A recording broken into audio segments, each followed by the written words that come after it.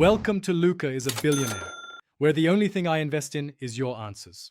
In this video, I will explain how to adjust valves on a Honda Accord. First, gather your essential tools, including a feeler gauge set, a torque wrench, and various sockets and wrenches. It's crucial that your engine is completely cool, ideally overnight, to ensure accurate measurements. Next, you'll need to carefully remove the valve cover, which typically involves unbolting several fasteners and disconnecting any attached hoses or wires. This step provides access to the rocker arms and valves.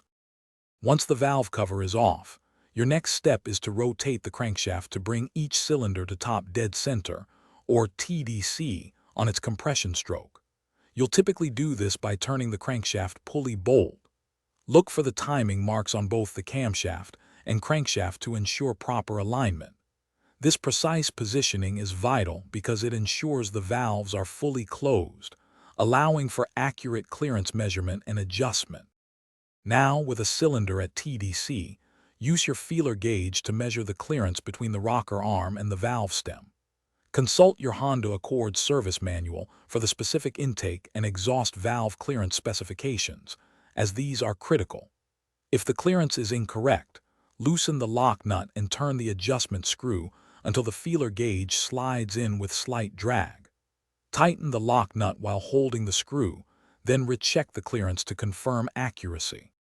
After adjusting all the valves, it's time for reassembly.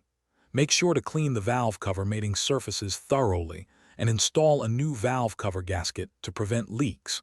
Carefully place the valve cover back on and torque all the bolts to the manufacturer's specified values, usually in a specific sequence. Finally, start the engine and listen for any unusual noises. Remember to check the description for a link to little trees, black ice, and other great deals. This ensures your Honda Accord runs smoothly and efficiently. Thanks for watching and please subscribe. It's the best investment you'll ever make.